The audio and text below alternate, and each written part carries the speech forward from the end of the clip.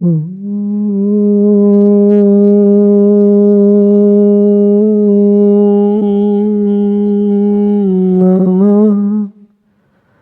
सिद्धेभ्यः।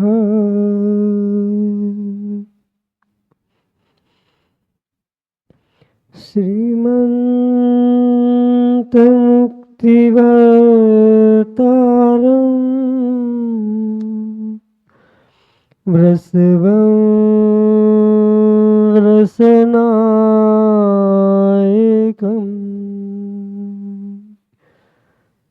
धर्मतीर्थकरं ज्येष्ठम् वन्दे अनन्तगुणार्णवम्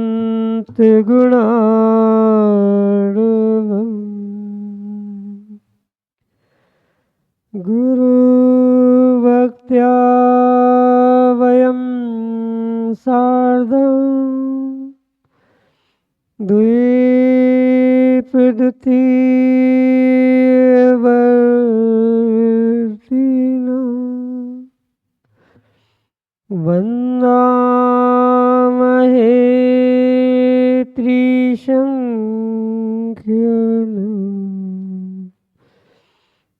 नवकोटिमुनीश्वरा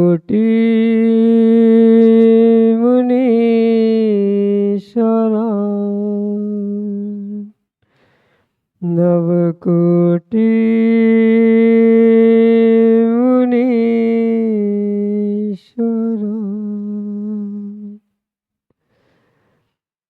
अनंत अनंत सिद्ध परमेष्टि भगवान की देवादिदेव 1008 भगवान पार्श्वनाथ स्वामी की वर्तमान शासननायक भगवान महावीर स्वामी की परम पूज्य आचार्य भगवान कुंद कुंद स्वामी की परम पूज्य आचार्य भगवंत गुरुवर विशुद्ध सागर जी मुनि महाराज की परम पूज्य मुनि श्री सुप्रभ सागर जी महाराज की 3,9 करोड़ मुनिराजों की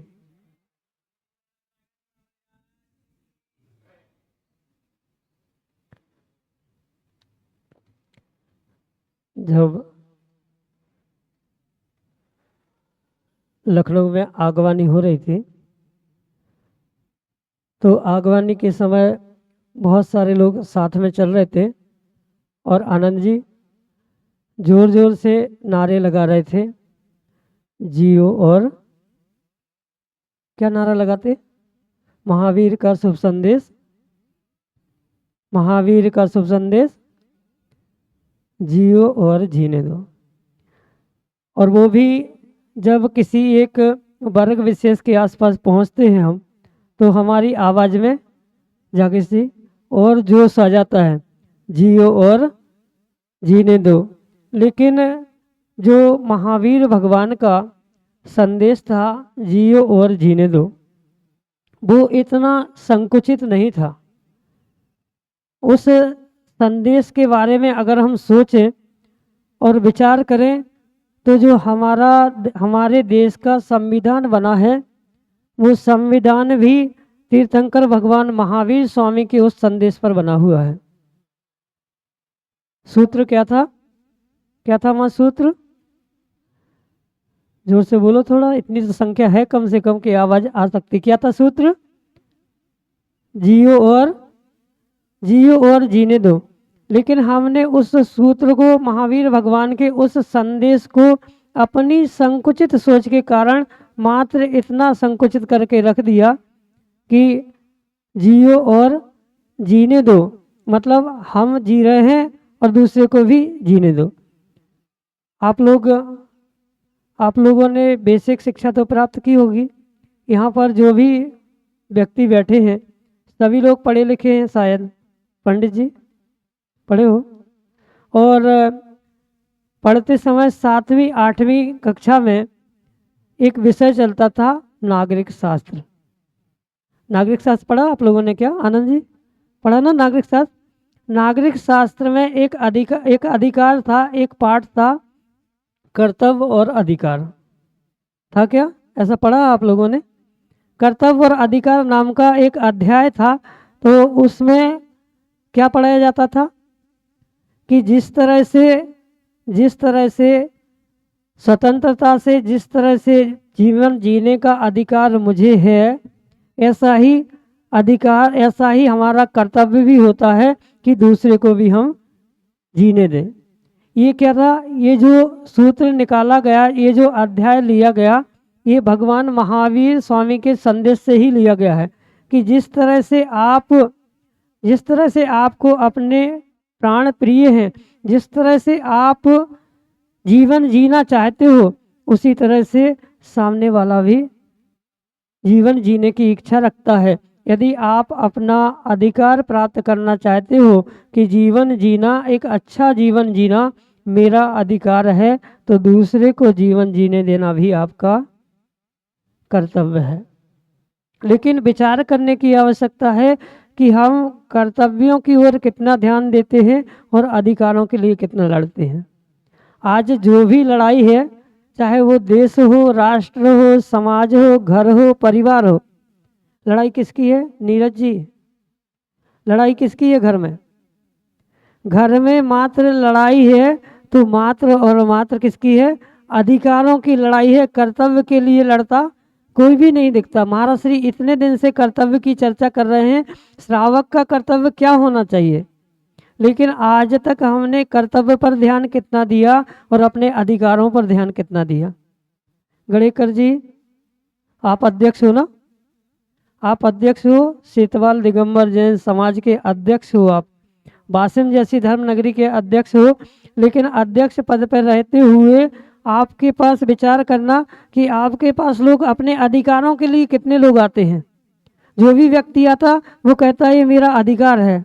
ये घर में भी लड़ाई होती है तो बेटा कहता है पिता की संपत्ति पर मेरा जन्म सिद्ध अधिकार है, लेकिन पिता के प्रति, माता पिता के प्रति मेरा कर्तव्य क्या है, उस पर कोई विचार नहीं करता। कर्तव्यों पर आज तक हमने ध्यान नहीं दिया, मात्र ध्यान दिया तो किस पर दिया? मात्र और मात्र अधिकारों पर ध्यान दिया है। और ये अधिकारों के लिए लड़ना, अधिकारों के लिए प्राप्त करना, तो व्यक्ति कहता है इस पर मेरा जन्म सिद्ध अधिकार है, पिता की संपत्ति पर मेरा जन्म सिद्ध अधिकार है। लेकिन पिता की संपत्ति पर यदि आपका जन्म सिद्ध अधिकार है तो आपका कुछ कर्तव्य भी है। लेकिन जब बात कर्तव्य की आती तो हम कर्तव्य को तो साइड में कर देते, मात्र महावीर भगवान के उस संदेश को कितना सीमित करते, मात्र जीने दो की नीति, जीने दो की सोच लेकर हम चलते हैं। और जब तक जीने दो की सोच लेकर चलोगे तब तक जीवन का कल्याण होने वाला नहीं है। हमें अपनी सोच बदलने की आवश्यकता है। ये संकुचित सोच का ही परिणाम है कि हम मात्र अधिकारों के लिए लड़ते हैं। जब तक आप जब तक अपनी सोच नहीं बदलोगे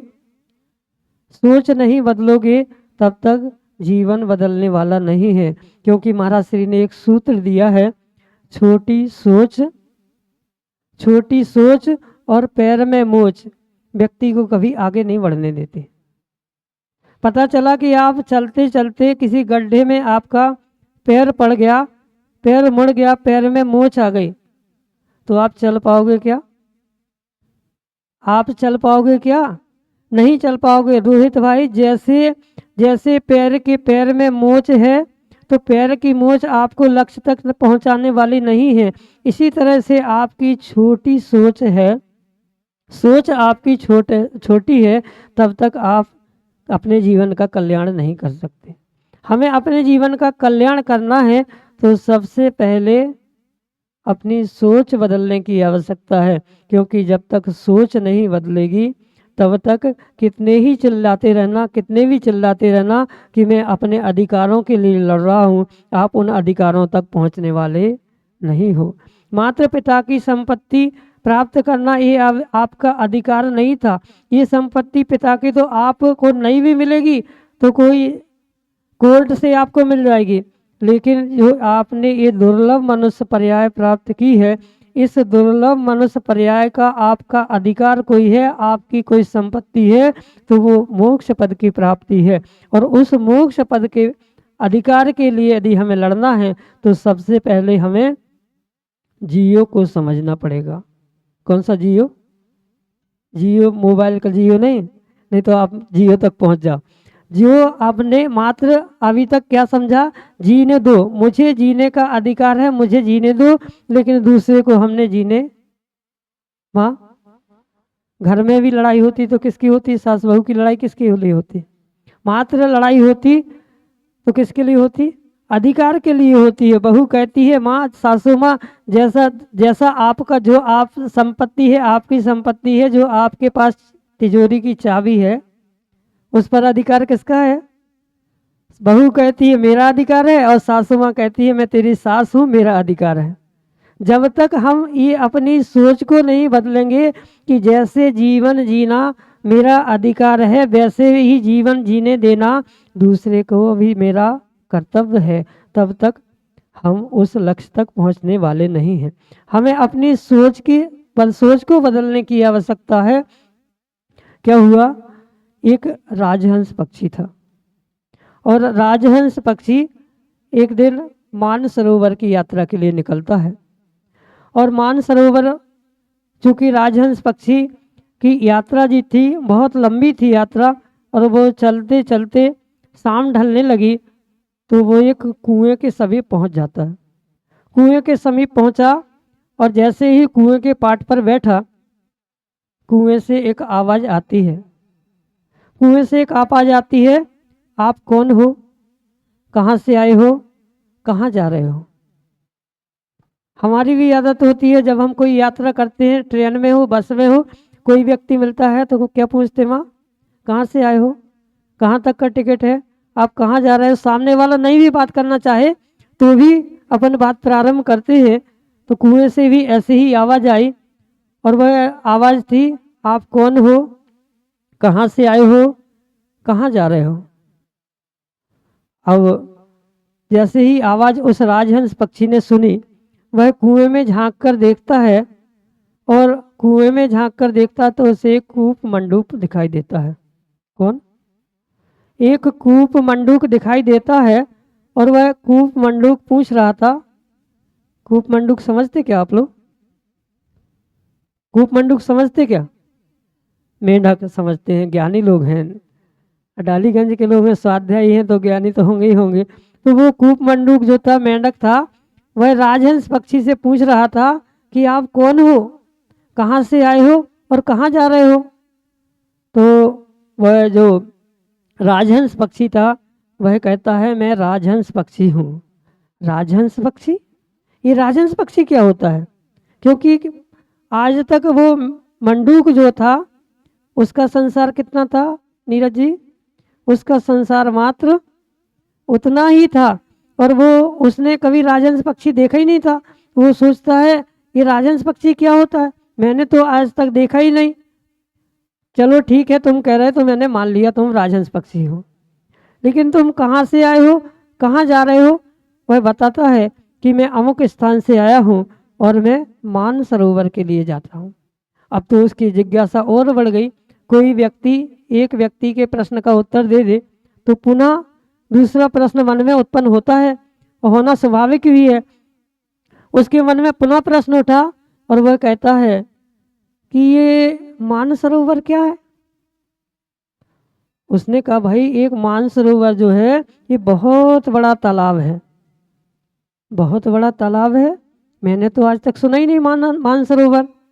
अब मंडूक तो मंडूक था, उसने क्या किया? उसने अपने दोनों हाथ फैलाए। दोनों हाथ फैला के पूछता है कि मानसरोवर इतना होता है? वह राजहंस पक्षी कहता नहीं, मानसरोवर कितना होता है? मानसरोवर इससे भी बड़ा होता है। अच्छा, इससे भी बड़ा होता है? उसने अपने दोनों पैर फैला दिए। पहले दोनों हाथ फैलाए, फिर दोनों पैर फैला दिए। पैर फैला के कहता है मानसरोवर इतना बड़ा तो होता होगा ना? मैंने दोनों हाथ फैला दिए, दोनों पैर फैला दिए, तो मानसरोवर इतना बड़ा तो होना चाहिए। वह कहता है, राजहंस पक्षी कहता है नहीं, मानसरोवर इससे भी बड़ा होता है। हाथ फैला दिए, पैर फैला दिए, पूरे शरीर को उसने फैला दिया। कहता है इतना बड़ा तो होता ही होगा, मानसरोवर इससे बड़ा हो ही नहीं सकता। वह राजहंस पक्षी कहता है नहीं भाई, मानसरोवर बहुत बड़ा होता है जिसकी तुम कल्पना नहीं कर सकते। अब मंडूक ने क्या किया, एक किनारे से दूसरे किनारे पर छलांग लगा दी और दूसरे किनारे पर छलांग लगाई। दूसरे किनारे पर जाकर पूछता है इतना बड़ा तो मानसरोवर होता ही होगा। वह राजहंस पक्षी कहता है नहीं भैया, ये आप जहाँ रह रहे हो ये इतना सा कूप है और मानसरोवर जो होता है वो बहुत बड़ा होता है, मानसरोवर मात्र इतना नहीं होता है। अब तो कूप मंडूक जो था वो हताश हो गया। वो कहने लगा हाथ पसारे पैर पसारे और पसारा गात्र, इससे बड़ा मानसरोवर होता है सब कहें सुनन की बात। क्या कहा, हाथ पसारे पैर पसारे और पसारा गात्र और इससे बड़ा मानसरोवर होता है सब कहें सुनन की बात। जो मैंने पूरे हाथ फैला दिए, पैर फैला दिए, शरीर फैला दिया, इस किनारे से इस किनारे पर आ गया, अगर तुम कह रहे हो कि इससे भी बड़ा मानसरोवर होता है तो मैं नहीं मानता। ये तो सब कहने सुनने की बातें होती हैं। क्यों? क्योंकि वह मंडूक कभी उस कूप से बाहर निकला ही नहीं था और जो बाहर निकला ही नहीं उसे भी पता ही नहीं, पार्वती जी, उससे पता भी नहीं कि इससे बड़ा भी कुछ संसार होता है, हमारी सोच से बड़ी भी कुछ सोच होती है। क्योंकि गुरु की सोच, गुरु की बुद्धि जो होती है वह विशेषता से युक्त होती है और हमें गुरु की बुद्धि को प्राप्त करना है, उस बुद्धि विशेषता को प्राप्त करना है तो सबसे पहले अपनी सोच को बदलने की आवश्यकता है। क्योंकि ऐसा नीतिकारों ने लिखा है कि अगर आपकी सोच गुरु की सोच से मिल जाए तो निश्चित ही आप अपने लक्ष्य को प्राप्त कर सकते हैं। लेकिन गुरु की सोच, क्योंकि गुरु की सोच जो होती है वह गुरुता से युक्त होती है। गुरु जो सोचता है, गुरु का स्थान कहाँ होता है नीरज जी? ज्योतिष में भी गुरु का स्थान कहाँ होता है पंडित जी? गुरु का स्थान सर्वोच्च होता है और जहाँ गुरु का स्थान होता है उस स्थान तक आप पहुँच भी नहीं सकते। जब आप स्वयं नहीं पहुँच सकते तो आपकी सोच गुरु के स्थान तक कैसे पहुँच सकती है? हमें अपनी सोच को गुरु की सोच तक ले जाना है तो स्थान को भी बड़ा करने की आवश्यकता है और सोच को भी बड़ा करने की आवश्यकता है। क्योंकि गुरु की सोच, गुरु की बुद्धि जो होती है वह विशेषता से युक्त होती है। हम अपनी सोच को बदलने का पुरुषार्थ करें और गुरु की सोच के साथ कदम मिला के चलेंगे तो निश्चित ही हमारी सोच, हमारी बुद्धि भी उस प्रखरता को प्राप्त होगी जिसके माध्यम से हम भी अपने जीवन के कल्याण के उस मार्ग को प्राप्त कर सकते हैं। और तीर्थंकर भगवंत ने जो सूत्र दिया वो मात्र सूत्र, जो संदेश दिया, जो संदेश दूसरे को सुनाने के लिए नहीं था। संदेश किसके लिए था? किसके लिए था आदिश भाई? लेकिन अपने लिए हमने लागू कब किया? हम यही जोर जोर से नारा तो लगाते हैं जियो और जीने दो, लेकिन किसको सुनाते हैं? जब महाराज जी आते हैं तब जोर जोर से सुनाते हैं। किसको सुनाते हैं? किसी वर्ग विशेष के आसपास पहुंचते हैं, मार्केट में, बाजार में पहुंचते हैं तो दूसरे को तो सुनाते हैं कि जियो और जीने दो, लेकिन उस छोटे से संदेश को अगर हम अपने जीवन में उतार लें तो जो लड़ाई घर में, परिवार में, देश में, राष्ट्र में दिखाई दे रही है वो लड़ाई स्वतः समाप्त हो जाएगी। क्योंकि आप अपने जब कर्तव्य के प्रति निष्ठावान होंगे तो अधिकार तो आपको प्राप्त हो ही जाएंगे। इसलिए हमें जीवन के उन अधिकारों को समझते हुए अपने कर्तव्य को भी समझना है कि जिस तरह से जीवन, स्वतंत्रता से जीवन जीना मेरा अधिकार है, इसी तरह से दूसरे को जीवन जीने देना भी मेरा कर्तव्य है। और जब कर्तव्य अधिकार को हम समझेंगे तो निश्चित ही हम उस कर्तव्य अधिकार को समझते हुए अपने लक्ष्य को भी प्राप्त करने का पुरुषार्थ कर सकते हैं। हमारे सोच बदले तो निश्चित ही हमारी दिशा बदलेगी और जब दिशा बदलेगी तो दशा निश्चित ही बदल जाएगी। क्योंकि सूत्र क्या था? छोटी सोच और पैर में मूंछ व्यक्ति को कभी आगे नहीं बढ़ने देती है। हमें आगे बढ़ना है, लौकिकता में आगे बढ़ना है तो पैर की मोच को ठीक करने की आवश्यकता है, और परमार्थ में आगे बढ़ना है तो अपनी सोच को बदलने की आवश्यकता है। क्योंकि जैसे ही हमारी सोच बदलती है तो हमें संसार भी बदला हुआ नजर आता है। हम अपनी सोच को बदलते हुए अपनी सोच को गुरुता की ओर ले जाने का पुरुषार्थ करें, क्योंकि गुरु की सोच और हमारी सोच जब एकता को प्राप्त होगी तो निश्चित ही हम अपने उस अधिकार के साथ अपने लक्ष्य को अवश्य प्राप्त करेंगे। इसी भावना के साथ कि हे भगवान, हमारे जीवन में भी वह सोच आए जिससे कि हम अपनी सोच को गुरु की सोच के साथ मिलाते हुए अंतिम लक्ष्य को प्राप्त करने का पुरुषार्थ करें। इसी भावना के साथ जय बोलिए आचार्य भगवंत गुरुवर विशुद्ध सागर जी महाराज जी की।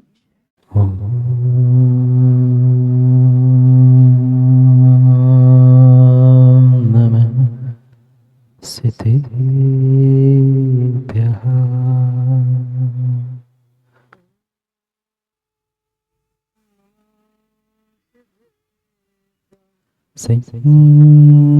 परं गम्भीर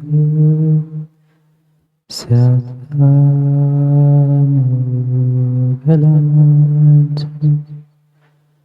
जिया त्रैलोक्यनाथस्य शासनं शीर्षासनं। जय मंगलभूतानं विमलरमणदर्शनमयं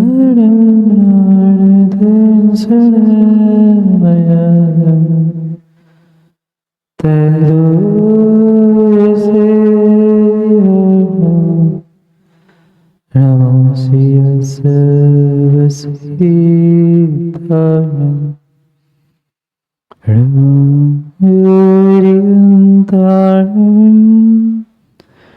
नमो सीतानं नमो आयर्यानं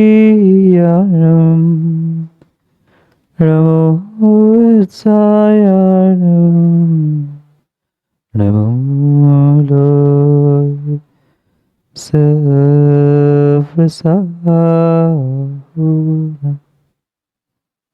अनंत अनंत परम सिद्ध भगवान की 1008 आदिनाथ भगवान की परम पूज्य आचार्य भगवान कुंद कुंद स्वामी की परम पूज्य आचार्य भगवान पट्टाचार्य श्री विशुद्ध सागर जी महाराज की अहिंसा में विश्व धर्म की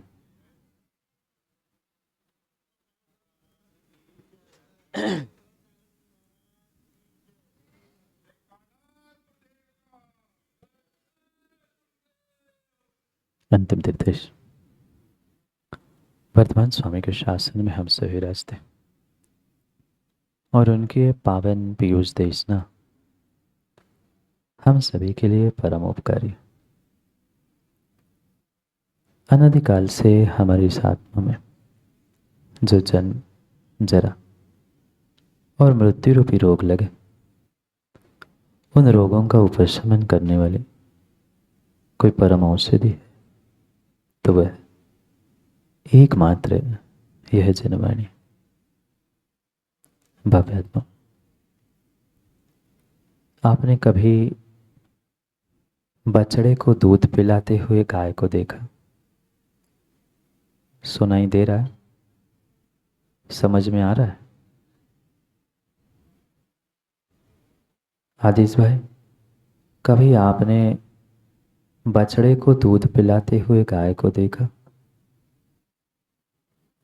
जैसे एक गाय बछड़े को बिना किसी स्वार्थ के प्रेम वात्सल्य से दूध पिलाती है, वास्तव में प्रत्येक धर्मात्मा का दूसरे धर्मात्मा के प्रति ऐसा ही निश्चल निस्वार्थ प्रेम और वात्सल्य होना चाहिए। आज तो वात्सल्य के दृष्टांत और उदाहरण मात्र आगम ग्रंथों में ही देखने को मिलते हैं, कुछ एक स्थानों को छोड़कर। क्या क्या हम माँ उस गाय से भी गए भी थे हैं? वह गाय कभी ये नहीं विचार करती बछड़े को दूध पिलाते समय कि ये बछड़ा मेरा है कि भी नहीं है। जो बछड़ा उस गाय के थनों पे लग जाता है, आंचल पे लग जाता है, उस प्रत्येक बछड़े को वह गाय दूध पिलाती ही पिलाती है। वह कभी विचार नहीं करती इस बछड़े को मैंने जन्म दिया कि नहीं दिया, ये मेरा है कि तेरा है, अपनाया है कि पराया है। कुछ विचार किए बिना मात्र निश्चल निस्वार्थ भावना से उसे दूध पिलाती है।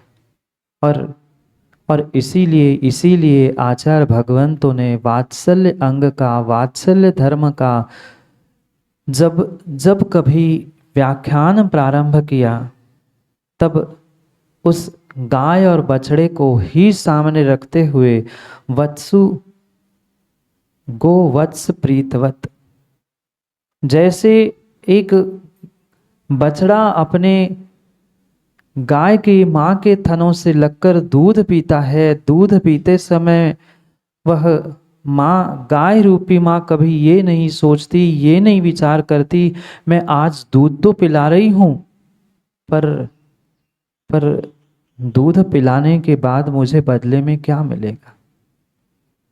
जैसा निस्वार्थ भावना से वह गाय बछड़ों को दूध पिलाती है, क्या इंसान की माँ भी ऐसे निस्वार्थ भावना से अपने बच्चों को दूध पिलाती है? यहाँ भले ही माँ कुछ कह देना, पर सत्यता यही है कि कहीं न कहीं इंसानों के कार्यों में, इंसानों के प्रेम में, वात्सल्य में भी राग द्वेष की बदबू आ जाने लगी है। राग द्वेष की बदबू भी आ जाने लग गई है। माँ भी बच्चों का परिपालन इसीलिए करती है, इसीलिए माँ भी बच्चों का परिपालन करती है कि बड़ा होकर बेटा, ऐसा नहीं है, भले ही सत्य को स्वीकार कर पाओ अथवा न कर पाओ, पर सत्यता यही है आज का इंसान अपने संतानों का पालन पोषण, उदर भरण भी इसलिए करता है, माँ भी इसलिए दूध पिलाती है कि बच्चा बड़ा होकर कहीं ना कहीं मेरी देखभाल करेगा, मेरे लिए सहयोग करेगा।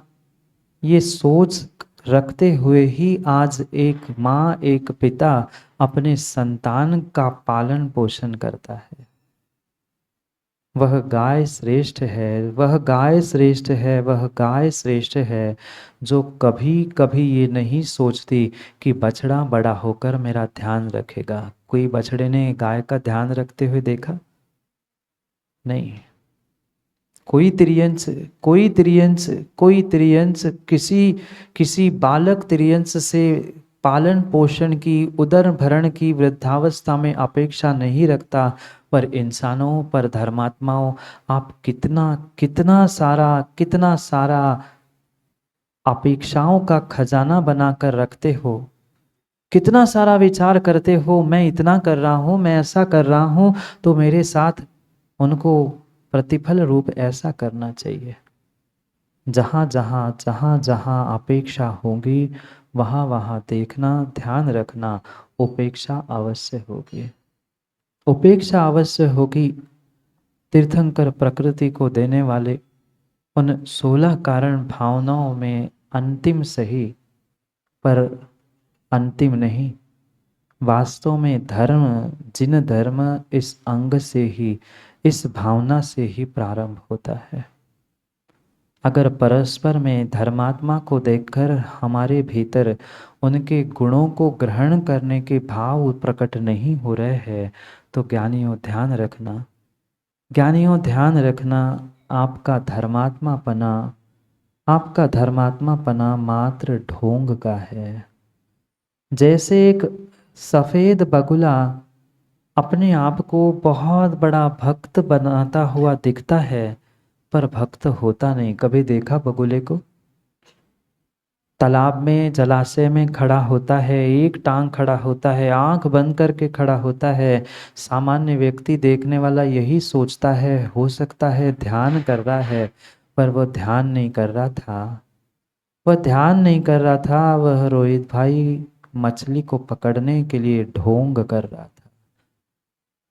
आज आज आज धर्मात्मा का भेष भी मात्र और मात्र ढोंग का भेष बना है। दुनिया से प्रशंसा वाहवा प्राप्त करने के लिए आपने धर्मात्मा का भेष, धर्मात्मा का सर्टिफिकेट, धर्मात्मा का लेबल तो प्राप्त कर लिया, पर सच्चे और अच्छे धर्मात्मा होने का प्रयास हमने किया ही नहीं। कब तक दिखावा करते रहेंगे? कब तक दिखावा करते रहेंगे? जब तक दूसरों के गुण ग्रहण का भाव हमारे भीतर नहीं है। कितने गुण ग्रहण करते? माँ मेरी भावना में पढ़ते ना गुण ग्रहण का, जोर से बोलो ना। मेरा तो माइक खराब है, आपका तो गला अच्छा है ना, आप तो अच्छे से बोल सकते हो। अध्यक्ष जी पढ़ा मेरी भावना में? हंसराज जी पढ़ा? गुण ग्रहण का भाव रहे नित। पर आजकल की जागेजी परिभाषाएं बदल गई है। द्वेष ग्रहण का भाव रहे नित, दृष्टि गुणों पर कभी न जावे। हम अपने आप को टटोल कर देख ले कि हमारी दृष्टि दूसरों के गलतियों पर, दूसरों की कमियों पर, दूसरों की विपरीतताओं में कितनी जाती है, और गुणों पर हम कितना दृष्टिपात करते हुए गुण ग्रहण का भाव रखते हैं। शब्दों में तो हमने पढ़ लिया, भगवान को भी सुना लिया, भगवान गुण ग्रहण का भाव रखे। गुरु से भी आकर कहेंगे महाराज इतना तो कह रहे, कभी तो अच्छा करो, कहो। पर हमारी दृष्टि कितनी दूसरों के गुणों को ग्रहण करने की ओर जा रही है, विचार करना होगा। और गुणों को ग्रहण करने की दृष्टि नहीं है, दूसरों में गुण नहीं देख पा रहे हैं, तो ध्यान रखना, ध्यान रखना, ध्यान रखना, तुम्हारे भीतर वात्सल्य अंग, प्रवचन वात्सलत्व भावना प्रकट हो ही नहीं सकती, हो ही नहीं सकती। 16 कारण भावनाओं में ये अंतिम भावना 16वीं भावना कही है। पर ध्यान रखना, पूरी 15 भावना, पूरी 15 भावना दर्शन विशुद्धि से लेकर वह 15वीं भावना तक सभी भावना इस प्रवचन भक्ति, प्रवचन वत्सलत में समाविष्ट है। पर हम अपने आप के बारे में सोचे कि हम परस्पर में धर्मात्मा को देखकर क्या उस श्वान वृत्ति की तरह परिणत नहीं होते? श्वान जानते आप लोग? श्वान यानी जो गलियों में भोगता है, गलियों में भोगता है, वह श्वान जैसी परिणति आज हर इंसान की हो चुकी है। यूं देखा जाए तो उसे किसी से कोई लेना देना नहीं, कोई परेशानी नहीं है, पर मात्र और मात्र इतनी ईर्ष्या है कि वो क्यों आगे बढ़ रहा है, उसकी प्रशंसा क्यों हो रही है, मुझे क्यों नहीं मिल रहा है। यही बहुत बड़ी श्वान वृत्ति की चाल, श्वान चाल आज हर तथाकथित धर्मात्मा की, तथाकथित कह रहा हूं, सच्चा धर्मात्मा कभी श्वान वृत्ति से नहीं चलता, श्वान चाल से नहीं चलता, वो तो हंस की चाल, हाथी की चाल चलता है। पर जो सच्चा धर्मात्मा नहीं है, सच्चा धर्मात्मा नहीं है, वह परस्पर में ही ईर्ष्या स्पर्धा करते हुए अपने आप को और अपने धर्म को ही अप्रभावना के मार्ग पर ले जाता है। क्या करें, क्या करे नीरज जी? सुनते समय तो हर कोई कहता है वाह वाह महाराज जी, क्या गजब का प्रवचन था, क्या उपदेश था। पर मैं पूछना चाहता हूं, एकाध बूंद अंदर में उतरा? नहीं उतर पा रहा है कुछ अध्यक्ष जी, अभी जीव के भीतर कुछ उतर ही नहीं पा रहा है, क्योंकि उसने निर्णय कर लिया महाराज जी तो कहते रहेंगे, हमें जो करना है हम वही करेंगे। ये कहेंगे बढ़िया, बहुत अच्छा, ऐसा तो सुना ही नहीं है, पर सुनने से काम होने वाला नहीं है। जीवन में कुछ उतारो भी तो, कुछ उतारो भी तो। पर क्या करे, हमारी परस्पर की ईर्ष्या स्पर्धा ऐसी है, उसने किया तो हम नहीं करेंगे, हम कर रहे सो वो नहीं करेगा। ये धर्मात्मा का पाटोदीज लक्षण है? नहीं है। ये धर्मात्मा का लक्षण नहीं है। हमारे लिए तो सच्चे देव, शास्त्र, गुरु सर्वोपरि होने चाहिए थे, पर हमें अपना नाम, अपनी प्रतिष्ठा हमने किया है, फिर अब पीछे कैसे हो? हमने बनाई व्यवस्था, उसमें गड़बड़ कैसी हो? जब तक अपनी गलती का एहसास स्वयं से आपको नहीं होगा, तब तक कभी दूसरों के गुणों को ग्रहण करते हुए आप धर्म प्रभावना के लिए प्रवचन वत्सलत्व भावना को समझ ही नहीं सकते, समझ ही नहीं सकते। ये ध्यान रखना, ये ध्यान रखना, किसी प्रकार से धर्मात्मा श्रावक समाज के प्रति कोई द्वेष है, इसलिए मुनिराज पुनः पुनः उनकी गलतियों का एहसास नहीं कराते, अपितु सिद्धू भाई कूट कूट कर भीतर करुणा और दया साधु के भीतर बैठी है धर्मात्मा, भूल से भी भूल ना करे, इसलिए पुनः पुनः समझाने का प्रयास निर्ग्रंथ गुरु करते हैं। पर हमें उनमें भी गुण कम दिखते हैं और उनमें भी हम कहीं ना कहीं मीन में निकाल कर दोष ही खोजते हैं। अभी धर्म के मायने नहीं समझे। एक दृष्टांत याद आ रहा है, हमने आंखों से देखा। जो रोड साफ करते हैं सुबह सुबह, जमादार देखे होंगे ना आप लोगों ने। वह रोड साफ कर रहा था, सबके अपने अपने एरिया बटे, ये भी आपको पता होगा, सबका अपना अपना स्थान है, यहां से यहां तक तुम्हें सफाई करनी, वहां से वहां करनी। कुछ विशेष आयोजन था, उस मार्ग से नगर के राजा गमन करने वाले थे, राजा की सवारी जाने वाली थी, इसलिए जो निर्धारित सफाई करने वाला जमादार था, व्यक्ति था, उसके अलावा भी और बहुत सारे जमादार वहां बुलाए थे कि जल्दी से साफ हो जाए और राजा की सवारी बहुत अच्छे से निकल जाए। जो प्रतिदिन उस एरिया में, उस रोड पर सफाई करता था, झाड़ू लगाता था, वो तो अपना काम कर ही रहा था, पर कोई बाहर से आ जाए और फिर हमें ज्ञान दे, क्यों मां? आपके चौके में आकर कोई दूसरा ज्ञान दे, आप पूजा करते आके कोई दूसरा ज्ञान दे, तो सहज कहना पड़ जाता है और सहज मुंह से निकल जाता है, पता है 50 साल से हम दे रहे, तुम आ जाए और हमें ज्ञान दे रहे। ईर्ष्या, डाह, स्पर्धा। वो झाड़ू लगा रहा था, अपना काम कर रहा था, बाहर से और एक मतलब और बहुत सारे आए थे, पर उसके पास ही और एक जमादार पहुंचा, वो झाड़ू लगाने लगा, तो वो अपने काम में लगा था, पर जिसको ये लग रहा था कि ये मेरा है, जो अपनी ठेकेदारी, किस पर, क्या रोड उसके नाम से लिखा गया था? उसका तो काम मात्र देखरेख करना था, साफ सफाई करना था। आजकल धर्मात्माओं की भी स्थिति ऐसी हो गई है, वो भी अपने आप को ठेकेदार मानने लग गए कि हम ही मंदिर के, हम ही व्यवस्थाओं के ठेकेदार है, काम नहीं बनेगा। क्यों पाटू जी, ठेकेदार है ना। वो तो साफ सफाई करना इतना काम था, रोड किसके किसके नाम का, पर दूसरे उस व्यक्ति को, दूसरे जमादार को देखकर उसके भीतर भाव आ गए, ये क्यों आ गया, ये क्यों आ गया? मैं रोज यहां साफ करता था, कल पता नहीं ये आ जाएगा तो मेरी छुट्टी ना कर दे। पास में पहुंचता है और थोड़े अच्छे कपड़े में वो था, जो रोज काम करता है, कर रहा था, उसके तो सामान्य से कपड़े थे, और वो पता नहीं किन कारणों से कुछ अच्छे कपड़े, मतलब उसकी अपेक्षा से अच्छे कपड़े पहनकर वहां आया था। अब सीधी मुंह बात कौन करता है? मां, आप भी तो मंदिर हो चाहे कोई स्थान हो, सीधी मुंह बात शायद ही कोई कर पाता है। तुरंत उसने टॉन्ट कस के कह दिया, अच्छा झाड़ू लगाने आए और इतने सुंदर कपड़े, कोई विशेष कार्य है कि कुछ विशेष तुम्हें मिला कि तुम इतने सज-धज कर रोड साफ करने पहुंचे? किससे बोला?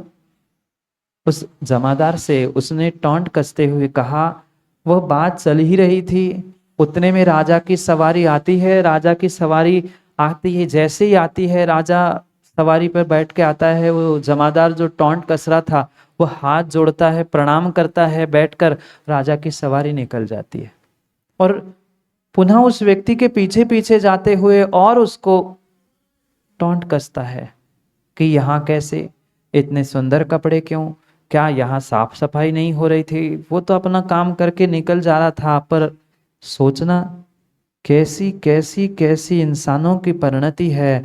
उसे जो राजा में दिखा, राजा सवारी में जा रहा था, हीरे जवाहरात से कपड़े, उसका सब कुछ सजा हुआ था, उससे उसने कुछ नहीं कहा, उससे उसने कुछ नहीं कहा। पर जो अपने बराबरी का था, जो बराबरी का काम कर रहा था, उसके कान में जाकर, उसके कान में जाकर ईर्ष्या के कारण से, डाह के कारण से उसने उसके कान में जाकर कन खजूरे जैसा काम कर लिया। क्या ऐसी श्वान चाल आज धर्मात्मा की नहीं दिखती? हम क्या कर रहे हैं, हमारी पूजन के थाली में क्या है क्या नहीं है, इसका तो भान, इसका तो विवेक किसी को नहीं है।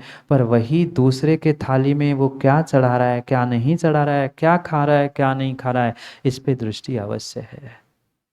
ये परिणति, ये परिणति, ये परिणति उस ईर्षालु श्वान के भांति है। श्वान को भी देख लेना, श्वान को भी देख लेना। वह पहले तो कोई भी दिख जाए भौंकता है, और उतने में उस इंसान के पीछे, इंसान के पीछे दूसरा श्वान मिल जाए तो इंसान पर भी भौंकना छोड़ता है। उस किसके साथ जाता है, किसके ऊपर घुसता है, किसके सामने जाता है, वो श्वान पर जाकर चिल्लाने लगता है। आज धर्मात्माओं, आज धर्मात्माओं, धर्मात्मा की भी स्थिति ऐसी है। यूं पार्टी में और बाहर सामाजिक कार्यों में तो हम बहुत कुछ एक साथ करने के लिए तैयार है, पर वही धर्मात्मा की दृष्टि, वही धर्मात्मा की दृष्टि रखकर क्या मंदिर में एक थाली, एक वेदी पर पूजा सन्मति भाई कर पा रहे हैं? शायद, शायद कह रहा हूं, क्योंकि आपकी बात आपसे अशोक जी कौन अच्छा जाने, कि आप जानते हैं कि आपके, वो नहीं कह रहा हूं मैं, नहीं तो आपके बाद बाप निकल आए, इसलिए मैंने कहा बाप पता नहीं कहाँ है, कौन जाने नहीं जाने, पर वो पाप के भी बाप परम पिता परमात्मा जानते हैं कि कौन कितना पानी में, कौन कितना पानी में है। इतना प्रेम, इतना प्रेम, इतना प्रेम और इतना वात्सल्य धर्मात्मा के परस्पर के भीतर होना चाहिए। जैसी जैसी स्वार्थ की बू, स्वार्थ की बदबू आपके, आपके संसार के रिश्तों में, नातों में है, ऐसी स्वार्थ के बू के साथ, बदबू के साथ नहीं, निस्वार्थ भावना। जैसी जैसी जैसी एक गाय थन पे लगे हुए प्रत्येक बछड़े को दूध पिलाती है, ये नहीं सोचती ये धर्मात्मा अमुक है, ये धर्मात्मा अमुक है, ऐसा कभी नहीं सोचती कि ये बछड़ा मेरा है, किसका है, काला हो, गोरा हो, कैसा ही क्यों ना हो, पर सबको दूध पिलाती है। क्या ऐसी परिणति मेरी है? क्या ऐसी परिणति मेरी है? शायद, शायद नहीं है। हम यही सोचते हैं ये अमुक परिवार का है, ये अमुक समाज का है, ये अमुक संघ का है, ये अमुक तमुक करते करते हमने समाज के, धर्म के, धर्म आयतनों के टुकड़े करते करते करते करते इतनी सी समाज की संख्या तक पहुंच गए हैं। जहाँ जहाँ जैन, जिन शासन जैन धर्म के अलावा अन्य कोई धर्म, अन्य कोई क्रियाएं होती ही नहीं थी, उस देश में, उस देश में, उस देश में शर्म आनी चाहिए। आज गौरव से और अभिमान से लोग कहते जागे जी हम तो अल्पसंख्यक में आ गए, शर्म खाओ जैनियों, शर्म खाओ, शर्म खाओ। जिस देश में, जिस देश में, जिस देश में आपके जिन शासन के अलावा अन्य कुछ नहीं था, उसी उसी उसी उस भारतवर्ष में, जिस भरत से भारत नाम पड़ा था, उस देश में आप आज अल्पसंख्याक बने हैं और गौरव से कहते महाराज अल्पसंख्याक में नाम आ गया, हमें कंसेशन मिल रहा है। शर्म खाके, आगे का नहीं कह रहा हूं, समझदार समझ जाओ। परस्पर परस्पर वात्सल्य का अभाव, परस्पर वात्सल्य का अभाव और परस्पर वात्सल्य का अभाव का ही ये नतीजा है कि आज हम बट बट के इतने चुटकी भर से बचे हैं। क्या होगा आगे, क्या होगा आगे, क्या होगा आगे? हमें जिन शासन नहीं दिखता, हमें वीरतरागी प्रभु नहीं दिखते, हमें वैरागी गुरु नहीं दिखते, हमें उसमें भी संघ भेद और पता नहीं परंपरा भेद, पता नहीं क्या क्या क्या क्या देखते हुए हम कहाँ बट रहे हैं। पहले पंथों में बट गए, फिर ग्रंथों में बट गए, अब आज निर्ग्रंथों में बट बट कर पता नहीं कहाँ पहुंचेंगे, कहाँ पहुँचेंगे, कहाँ पहुँचेंगे? कौन से तीर्थंकर से, कौन से अरिहंत ने और कौन से निर्ग्रंथ ने आज तक ऐसा उपदेश दिया है? नहीं दिया, नहीं दिया, नहीं दिया। पर क्या करे, हम अपने अहंकार के पुष्टि के पीछे सत्य को सत्य मानना ही नहीं चाहते, सत्य को सत्य जानना ही नहीं चाहते। कितना ही कितना ही कितना ही आंख बंद करके दूध पीती रहे, देखा, समझ गए? कितनी ही आंख बंद करते हुए बिल्ली दूध पीती रहे, वह उस बिल्ली ने आंख बंद कर ली तो क्या विनोद जी गड़ेकर अध्यक्ष, क्या बिल्ली को दूध पीते हुए कोई नहीं देखता? भले ही वह आंख बंद कर ले, पाप करने वाले, परस्पर में राग द्वेष करने वाले, छल कपट करने वाले तथाकथित धर्मात्माओं, आप कितनी ही आंख बंद करते हुए दूसरों को ठगने का प्रयास कर लेना, दूसरों को उल्लू बनाने का। आजकल तो श्रावकों को नहीं, साधुओं को भी ठगने में विचार नहीं किया जाता। आप कितनी ही आंख बंद करते हुए कार्य करना, पर ध्यान रखना, देखने वाले की आंखें खुली है, तुम्हारी आंखें भले ही बंद हो, भले ही बंद हो। ऐसा प्रेम, ऐसा प्रेम, ऐसा प्रेम परस्पर में चाहिए कि किसी के घर में कष्ट हो जाए, किसी को कुछ तकलीफ हो जाए, किसी को दर्द हो जाए, धर्मात्मा की पीड़ा मेरी पीड़ा मानकर उसकी पीड़ा को दूर करने का प्रयास किया जाता है। आज का धर्मात्मा कहता है, बगल का घर जल रहा है ना, मेरे घर में आग लगेगी तब मैं देख लूंगा। ध्यान रखना, बगल के घर में आग लगी है तो तुम्हारे घर में आग लगने में समय लगने वाला नहीं है। अगर तुमने बगल के घर की आग बुझाने का प्रयास नहीं किया है तो तुम्हारा घर तुम विचार नहीं कर पाओगे, तब तक जलकर राख हो जाएगा। ये मत कह देना ये तो विषमता उनके संग में है, उस समाज में है, उस नगर में है, उस मंदिर में है। ये मंदिर, ये संघ, ये धर्म सब कुछ तुम्हारा था। ये भावना, ये दृढ़ भावना, ये श्रद्धान मेरे भीतर होना चाहिए था। तब जाके कुछ हमारा जीवन बदल सकता है। अन्यथा मात्र प्रवचन सुनना, तालियां बजाना, वाह वाह करना कार्यकारी नहीं है। माँ, दूसरे की पीड़ा को देखकर कभी हमें पीड़ा हुई? हमें तो अच्छा लगा, अच्छा हुआ, और अच्छा होना चाहिए था, ऐसा किया था ना मेरे साथ, और मजा चखाता हूँ। और जलते में घी डाल के आ जाते हैं, और चार बातें सुना के आ जाते हैं। ये सच्चे धर्मात्मा का लक्षण नहीं है, ये तुम्हारा वात्सल नहीं है। किसी मंदिर की भी अगर दीवार खिसकी है, किसी धर्मात्मा को भी इतनी सी पीड़ा हुई है, किसी धर्मात्मा की कोई ने निंदा की है, तो मुझे भीतर बुरा लगना चाहिए। अरे कितनी विपरीत परिणति है इन जीवों की, कि धर्मात्मा की ही बुराई कर रहा है, धर्मात्मा की कटाई कर रहा है, अपने ही धर्म आयतनों की दीवालों को गिरा रहा है।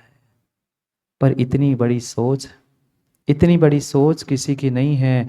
अभी महाराज सुना रहे थे ना, हर धर्मात्मा की सोच मात्र कूप मंडूक जैसी हो चुकी है।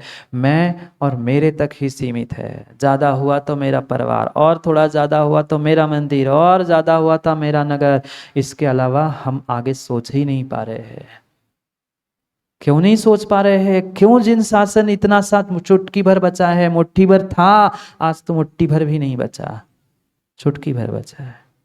मात्र छोटी सोच के कारण जीव जिन शासन की प्रभावना और जिन शासन की वृद्धि को प्राप्त नहीं कर पा रहा है। क्या करे? यहाँ बैठे बैठे तो सब समझ में आता है, पर यहाँ से जैसे ही माँ जावाणी के ज्ञान से कितने सूझे और कितने बूझे विनय जी। यहाँ तो झूठी सब कहते, सूझे लोकालोक, सूझे की बूझे। हमारा तो जलता हुआ दिया भी बुझ रहा है और कह रहे हैं सूझे लोकालोक की छोड़ दो, अंदर की लोक की, अपनी स्वयं की तो कितने हम सुलझ रहे हैं और कितने उलझ रहे हैं। ये तो विचार करो। सुलझने के लिए जिनवाणी थी, सुलझने के लिए जिन धर्म था, सुलझने के लिए सच्चे देव शास्त्र गुरु थे, पर उनके नाम पर हम उलझते जा रहे हैं। ये हमारे वात्सल्य अंग की कमी है। प्रेम नहीं कहा, प्रवचन के प्रति, धर्म के प्रति, जिन शासन के प्रति प्रेम नहीं कहा, क्योंकि प्रेम तो एक उम्र विशेष में आने पर होता है। ये वात्सल्य कहा, धर्मात्मा को देखकर जैसे जैसे एक गाय के थनों से अपने आप दूध झरने लगता है, ऐसे ही धर्मात्मा का हृदय द्रवित होना चाहिए धर्मात्मा के कष्ट को देखकर। कितना होता है, कितना होता है, कितना होता है, कितना होता है। अपने अपने आप को, अपने हृदय को टटोल कर देख लेना, दूसरों के नहीं, दूसरों के नहीं, दूसरों की नहीं। जैसे जैसे वह नदी का पानी बहता है, नदी का पानी बहते बहते बहते अगर कोई बहुत बड़ी चट्टान पत्थर बीच में आता है तो नदी के भी दो फाड़ हो जाते हैं, पानी भी दो विभागों में विभाजित हो जाता है। बिल्कुल ऐसी स्थिति आज के धर्मात्माओं की हो चुकी है, आज के धर्मात्माओं की हो चुकी है। जो जिन शासन की धुरा, जिन शासन की धारा बह रही थी, व्यक्ति विशेष का कहीं ना कहीं अहंकार, ईर्ष्या रूपी पत्थर बीच में ऐसा फंस जाता है कि फिर दो फाड़ हो जाते हैं। क्यों तुम्हारे भाई तुमसे अलग हुए? क्यों तुम्हारे भाई तुमसे अलग हुए? कभी जिन शासन एक ही नाम से पहचाना जाता था, आज दिगंबर श्वेतांबर दो फाड़ क्यों हुए? दिगंबरों में भी पुनः अमुक पंथ तमुक पंथ, ये वो फलाना डिमका। कब तक आंगन में दीवाल खड़ी करते रहेंगे? ये ध्यान रखना, कहीं ना कहीं हृदय में दीवाल खड़ी है, इसलिए पिता के आंगन में बहुत बड़ी वह दीवाल खड़ी है। आज बाहर के पाप कार्यों में, पार्टी में, इधर उधर जाने में माताओं कहीं आपको कोई वाल, कोई दीवाल बीच में नहीं दिखती, पर मंदिर में आते ही हमें रविभाव, किसी को सैतवाल दिखता है, किसी को खंडेलवाल दिखता है, किसी को धाकड़, किसी को अग्रवाल, किसी को पल्लीवाल, किसी को कुछ दिखता है। क्या हमारे तीर्थंकर भगवान भी ऐसे दीवालों में और वाल में बैठे थे? नहीं बैठे थे। पर फिर भी हम क्यों बट रहे हैं? बैनर में लिखने के लिए तो मात्र सकल दिगंबर जैन समाज है, पर कितनी शकल है? सबकी शकल और सकल शब्द आए क्या समझ में? सबकी शकल कहाँ है और लिखा सकल है, पर किसी की शकल कही और किसी की शकल कही है, और फिर भी लिखा क्या है? सकल है। हम अपने आप को थोड़ा सा समझने का समय तो दे। कब तक ऐसे टुकड़ों में बटते अब चुटकी से भी गायब हो जाएंगे। थोड़ा सा धर्मात्मा के प्रति वात्सल्य ले आओ। निश्चल वात्सल्य चाहिए, निस्वार्थ वात्सल्य चाहिए। उसकी पीड़ा को देखकर मुझे पीड़ा होनी चाहिए। पीड़ा तो छोड़ दो, हमें तो खुशियां होती है, हम आनंद मनाते हैं, चलो अच्छा हुआ। नहीं, अभी छोटी सोच का यह नतीजा है। कूप मंडुक मत बनो। अगर ऐसे ही आदिश भाई कूप मंडुक बनकर चलने का प्रयास करते रहेंगे तो जो बहुत कुछ मिलने वाला है वह समाप्त हो जाएगा। ये सोच समझ कर विचार करके निर्णय करना, क्योंकि हंसराज जी घड़ी का समय हो गया है। कोई समय पे आए नहीं आए, मैं तो समय पे बंद करने वाला हूँ।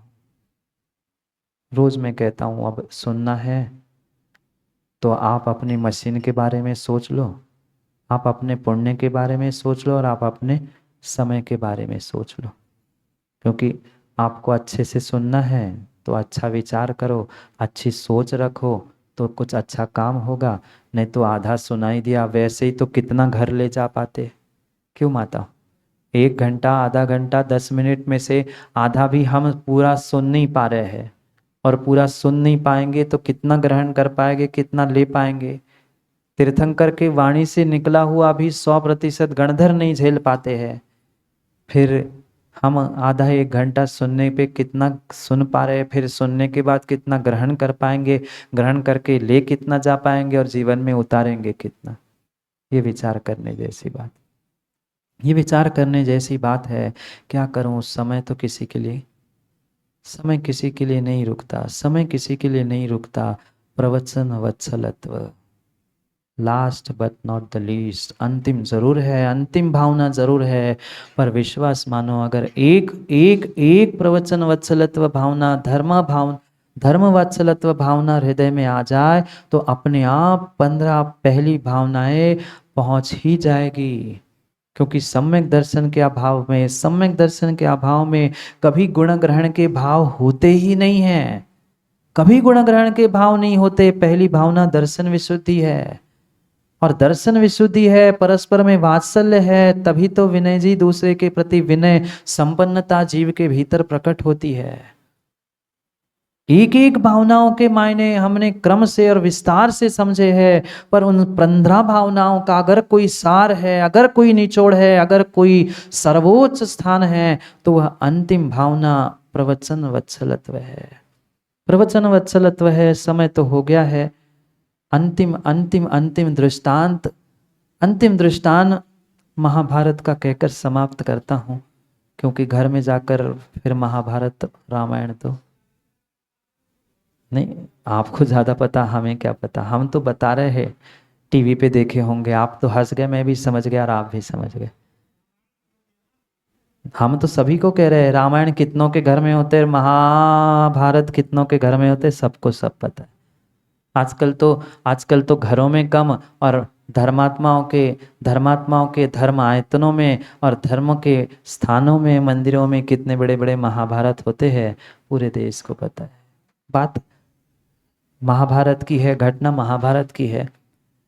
कौरव अपने अहंकार में चूर थे और वह एक बार जंगल में अपने कार्य से गए हो सकता है शिकार के लिए गए हो या अन्य कार्य से जंगल पहुंचे थे, और एक तालाब में, कथा तो बहुत बड़ी है, फूल तोड़ने के चक्कर में गंधर्वों ने, देवों ने उन्हें वशीभूत कर लिया।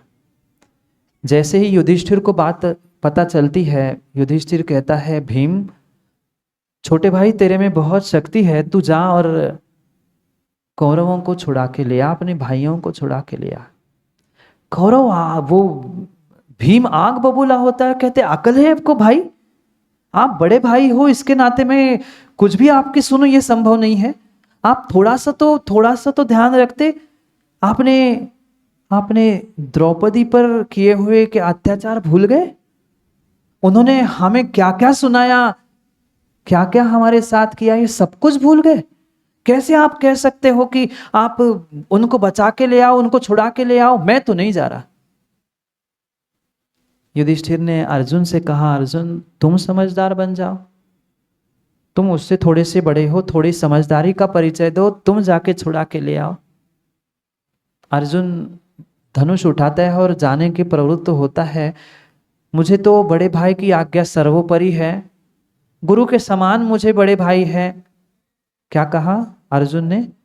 मुझे तो बड़ा भाई और बड़े भाई की आज्ञा भी गुरु के समान है। आज सुनील जी, गुरु की आज्ञा ही गुरु के समान कितने लोग मानते हैं? रोज कहने के बाद भी जैसा है वैसा ही है। उस भाई की आज्ञा को गुरु की आज्ञा समान मानते हुए उसने धनुष उतार, बस इतनी बात पूछी, भाई मैं जा तो रहा हूं, पर मुझे बात समझ में नहीं आई कि आप ऐसी कैसी आज्ञा दे रहे हो। आपकी आज्ञा मानूंगा, मैं छुड़ा के भी ले आऊंगा, पर मुझे कौतूहल, बस ये जिज्ञासा है कि ऐसा क्यों आपने कहा। बड़ा भाई युधिष्ठिर समझदार था, ज्ञानी था। उसने कहा, भाई मुझे पता है आप छोटे भाइयों में रोष है उनके प्रति, पर भाई अर्जुन ध्यान रखना,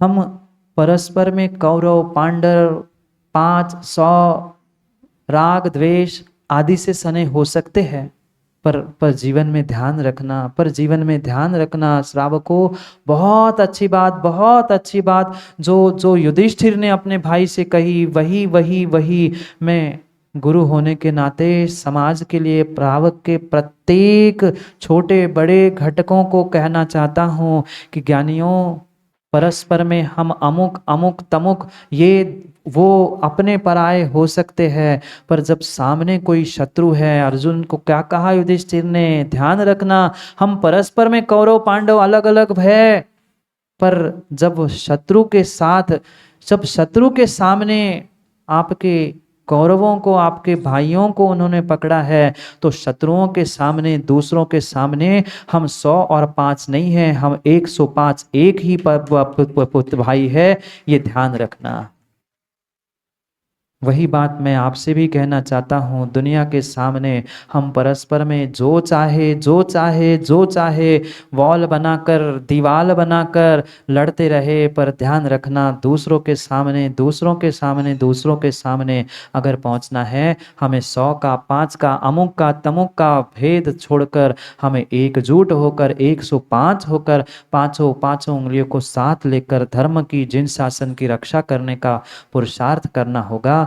अन्यथा आने वाले समय में जो चुटकी भर बचे हो, उन्हें भी रगड़ कर फेंक देने में समय नहीं लगेगा, नहीं लगेगा। परस्पर में आप जो हो, जैसे हो, पर जिन शासन का नाम लेकर, जिनेंद्र भगवान के लिए, गुरु के नाम से, प्रभु के नाम से, जिन शासन के नाम से हम एक थे, एक है और एक रहेंगे, ये निर्णय करना ही हमारे लिए प्रवचन वत्सलत्व सिखाता है। जाओ, समय हो गया है अलग अलग अपने अपने घर जाने का, अलग अलग अपने घर जाने का। घर कितने ही नए आपने क्यों ना बनाए हो, पर ध्यान रखना, जहाँ परम पिता परमात्मा और जहाँ गुरु विराजमान होते हैं, वही वही वही सबका घर होता है। मकान तो बहुत सारे बनाते हैं, मकान तो हर कोई बनाता है, बनाए ना आदिश भाई, मकान सब भाइयों ने अलग अलग, मकान अलग अलग हो सकते हैं, घर पिता का होता है। ये परम पिता परमात्मा और निर्ग्रंथ गुरु जहाँ है, वही पूरे समाज का, पूरे पूरे पूरे लखनऊ की समाज का घर होना चाहिए। ये निर्णय करते हुए हम प्रवचन वात्सल्यत्व को अपने अपने हृदय में प्राप्त करने का प्रयास करें। उस श्वान वृत्ति को छोड़े। नीतिकारों ने कह देता हूँ, अंतिम बात बुरी लग सकती है, कठोर लग सकती है, पर मैं तो कुछ कहता ही नहीं हूँ, मेरे में क्या दम है कुछ कहने का, मेरे में क्या दम है। नीतिकारों ने, आचार्यों ने लिखा है, स्वान वृत्ति जाति द्रोही वाली होती है, वह विजातियों को देखकर उतना नहीं भोंकता जितना स्वजातियों को देखकर भोंकता है। ऐसी ... प्रश्न चिन्ह। बाकी आप समझदार हैं, बाकी आप समझदार है, बाकी आप समझदार है। हम श्वान वृत्ति जैसे जाति द्रोही ना बने, स्वजाति पर भौंकने वाले ना बने, स्वजाति को अपने गले से लगाकर, अपनी बात कान में कहकर, अपनी बात मनवाने का सामर्थ्य रखे। दुनिया के सामने खुलेआम जैन साहब कोर्टों में लड़ते हुए मिल रहे हैं, ये धिक्कारने योग्य कार्य है। जाओ जाओ, समय हो गया है, समय हो गया है। यूँ तो हर कोई शेर सिंह बनना चाहता है। ध्यान रखना, शब्दों को भी, शेर सिंह तो मिलते हैं, अश्वसेन भी मिलते हैं, हाथी साहब भी मिलते हैं, पर श्वान सिंह नहीं है। हम धर्मात्मा बने, हम धर्मात्मा बने, धर्म और धर्मात्मा के प्रति वात्सल्य को धारण करें, तभी हम धर्म के मर्मों को समझ सकते हैं। समय हो गया है, समय हो गया है। संयोजक जी और सभी लोग ध्यान रखना, अच्छी जिनवाणी अच्छे से सुननी है तो अच्छा पुरुषार्थ करो, अच्छी सोच रखो, क्योंकि जैसा हमारा पुरुषार्थ होगा वैसा ही फल मिलेगा। पूरा जिनवाणी सुनने का 1 घंटे का लाभ लेना है तो समय पर समय का पुरुषार्थ करने का प्रयास करना, क्योंकि समय पे किया गया काम समय को दिलाता है। बोली भगवान महावीर स्वामी की। बोलो चिंता